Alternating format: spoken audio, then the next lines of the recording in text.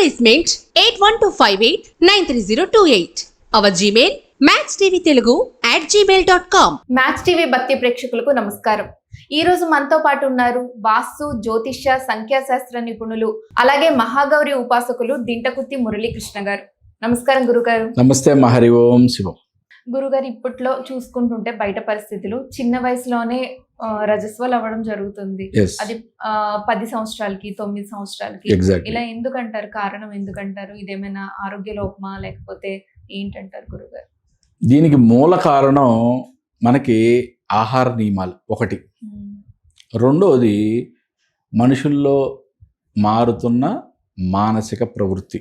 Okay, దీన్ని మనం శాస్త్ర ప్రకారం అధ్యయనం చేసినట్లయితే ఏ వ్యక్తికి అయితే భయం ఉంటుందో ఆ వ్యక్తికి కామం పెరుగుద్ది, ఏ వ్యక్తికి అయితే కామం పెరుగుద్దో ఆ వ్యక్తికి ఆటోమేటిక్గా హార్మోన్ ఇంబ్యాలెన్స్ జరుగుద్ది.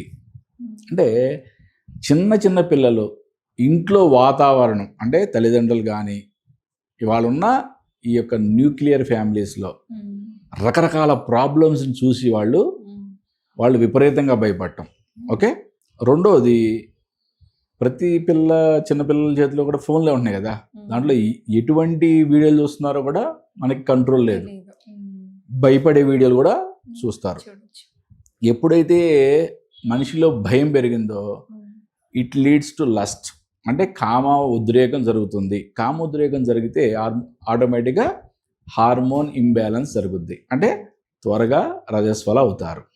ఒక కారణం. రెండో కారణం, మనం దీని మీద చాలా పెద్ద సైంటిఫిక్ అనాలిసిసే జరిగింది. ఇప్పుడు మనకి భారతదేశంలోనే మన జనాభా 140 కోట్లు అయితే ఒకప్పుడు 200 కోట్ల గోవులు ఉండేవి. 200 కోట్లు అంటే జనాభా కన్నా ఎక్కువ ఉండేవి. అంటే ఎగ్జాంపుల్ చెప్తున్నా, ఒక 50 కోట్లు జనాభా అనుకున్నా, అప్పట్లో 70 కోట్లు ఆవులు ఉండేవి. కలియుగంలో కలియుగంలో 60-70 ఇయర్స్ బ్యాక్ సంగతి నేను చెప్పేది అంతే, ఎక్కడో కాదు. ఓకే, ఇప్పుడు ఏమైపోయింది, గోవుల యొక్క నెంబర్స్ తగ్గిపోయింది. ఇప్పుడు గోవులు ఎన్ని జాతులు ఉన్నాయి? గట్టిగా అయితే ఒక 60 జాతులు కూడా నిలబడలా. దాంట్లో బాగా ఎక్కువగా ఉన్నాయి 10 జాతులు ఉన్నాయి గట్టిగా, అంతే. మరి దీని మీద ఒక పెద్ద అధ్యయనం జరిగింది ఎక్కడ, న్యూజిలాండ్లో. ఎందుకు అసలు ఇటువంటి వైపరీత్యాలు జరుగుతుంది దాని మీద న్యూజిలాండ్లో జరిగినప్పుడు ఒక 100 మెంబర్స్ ఆఫ్ డాక్టర్స్ దీని మీద రీసెర్చ్ చేసి ఒక బుక్ రాశారు, the devil in the milk అని చెప్పి.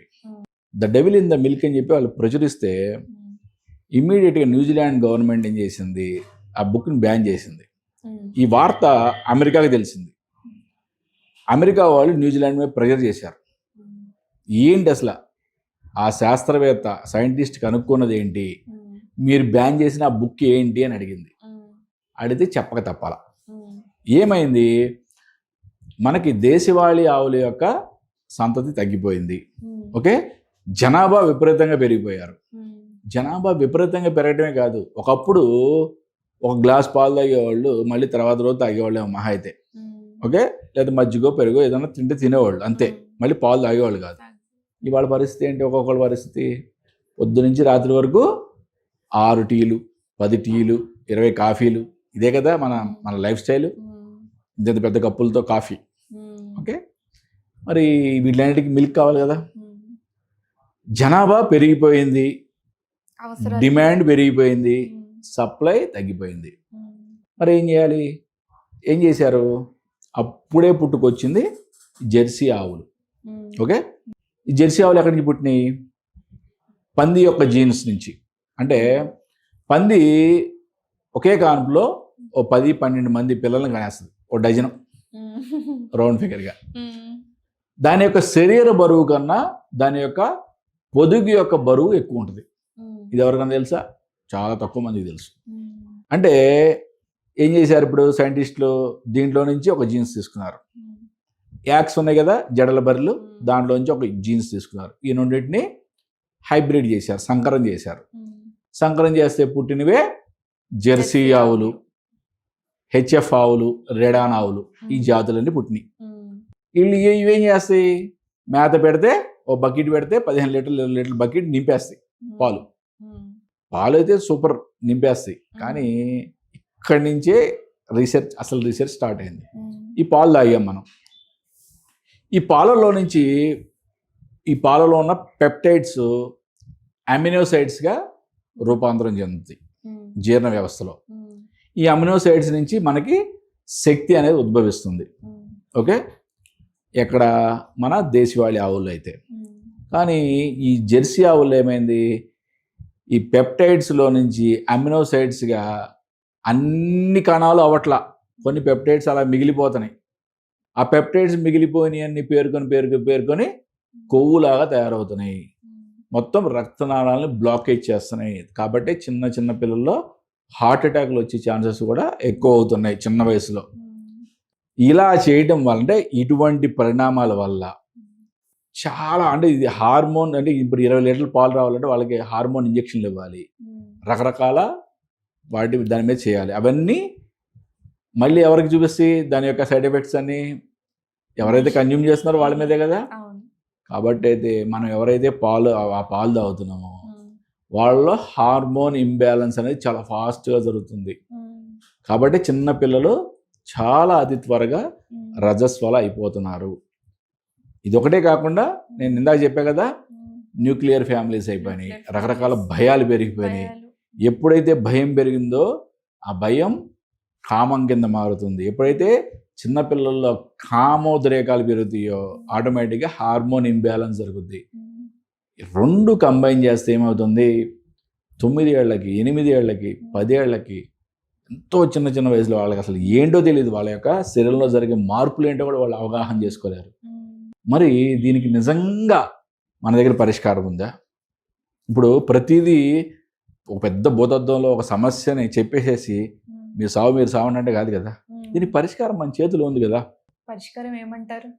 మన ఆహార విధానం మార్చుకోవాలి. ఆహార విధానం ఎలాగో మనం మార్చలేం కదా. అట్లీస్ట్ దొరికినన్ని దేశవాళీ ఆవు పాలు తెచ్చుకోండి. మీరు ఇంట్లో 4 ఉంటారు, 4 లీటర్లు ప్యాకెట్ పాలు తాగడం కాదు, 1 లీటరే దేశవాళీ ఆవు పాలు దొరికినాయి, 1 లీటరే తెచ్చుకోండి. ఒకసారే టీ తాగండి, లేదా ఒకసారే పాలు తాగండి. మిగతా టైంలో బ్లాక్ టీలు తాగండి, గ్రీన్ టీలు తాగండి. బొచ్చుడు ఉన్నాయిగా అన్నీ. మళ్ళీ అవన్నీ ఆరోగ్యానికి మంచిది కదా. మరి ఇంకే ఒకటి, దేశవాళీ ఆవు పాలు తాగడం వలన ఫస్ట్ ఆఫ్ ఆల్ మీ యొక్క కంప్లీట్ పెప్టైడ్స్, అమినోసైడ్స్, ప్రోటీన్స్ అన్నీ కూడా పర్ఫెక్ట్గా అవన్నీ కూడా చక్కగా డైల్యూట్ అయిపోతాయి. ఎక్కడ అంత జీర్ణ వ్యవస్థలు ఎక్కడ ఆగే ప్రసక్తే లేదు. రెండో సమస్య ఏంటి, న్యూక్లియర్ ఫ్యామిలీస్. ఓకే, తల్లిదండ్రులు ఉండకూడదు, అత్తమామలు ఉండకూడదు అనే మానసిక ధోరణి మార్చుకోండి. ఓకే, మరి ఇప్పుడు ఈ సమస్యకి సొల్యూషన్ మన చేతిలోనే ఉంది కదా. 100% ఈ సమస్య నుంచి బయటపడాలని మనస్ఫూర్తిగా కోరుకుంటున్నాను. ధన్యవాదాలు గురుగారు. నమస్తే. హరి ఓం శివం.